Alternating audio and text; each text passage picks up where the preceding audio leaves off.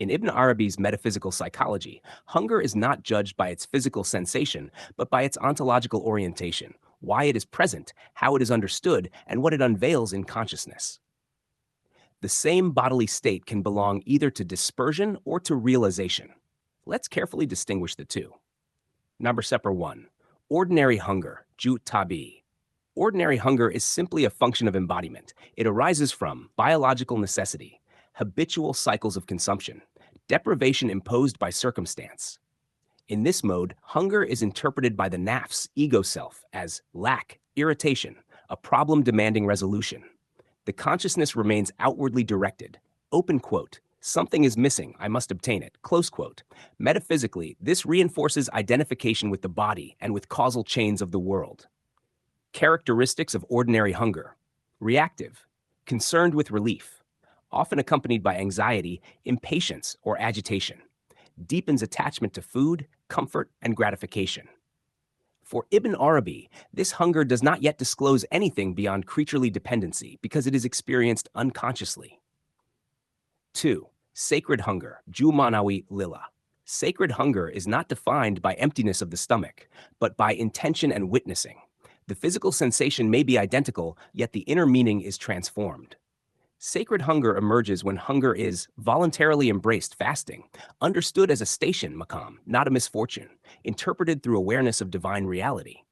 Instead of, open quote, I lack food, close quote, the orientation shifts toward, open quote, my need itself is being shown to me, close quote. The servant witnesses hunger as a sign of ontological poverty, fakr. This is crucial. The discomfort is no longer merely endured, it becomes meaningful. Nafsh 3. The role of intention, niyyah. For Ibn Arabi, intention is not moral bookkeeping. It determines the mode of being of the act. Two people may both refrain from eating.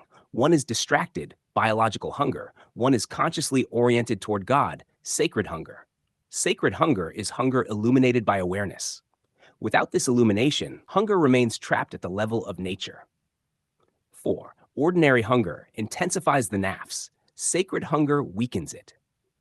Ordinary hunger typically strengthens egoic fixation, obsession with food, heightened irritability, increased self-preoccupation.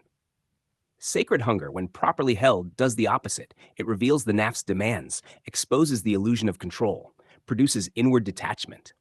The hunger becomes a mirror in which one observes impulses, dependencies, psychological reactions. Instead of being possessed by hunger, one witnesses hunger. This witnessing is the turning point.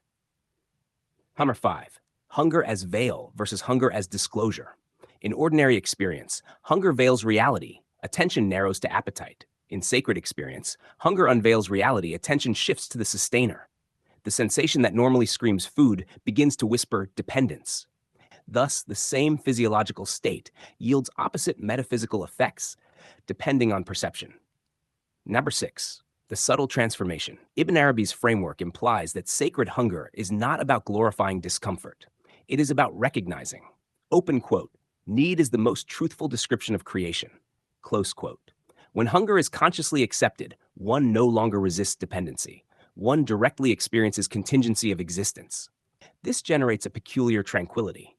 Not because hunger vanishes, but because its meaning is transfigured. 7. Why sacred hunger produces clarity.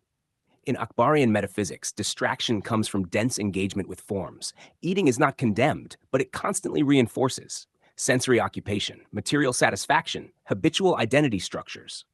Sacred hunger temporarily suspends this reinforcement. The servant becomes lighter, more receptive, less absorbed in multiplicity.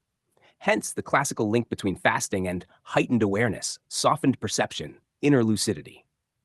8. Condensed contrast. Ordinary hunger, unchosen or mechanically experienced, interpreted as lack, strengthens bodily identification, agitating, reactive. Sacred hunger, illuminated by intention and witnessing, interpreted as disclosure of need, weakens egoic fixation, clarifying, inwardly stabilizing. The core Ibn Arabi insight for Ibn Arabi, nothing in experience is inherently sacred or profane. Meaning arises from the degree of awareness of the real, al-haq. Hunger becomes sacred when it is seen as, open quote, a direct experiential proof that existence is sustained at every instant by God, close quote. Without this witnessing, hunger is merely biological. With it, hunger becomes knowledge.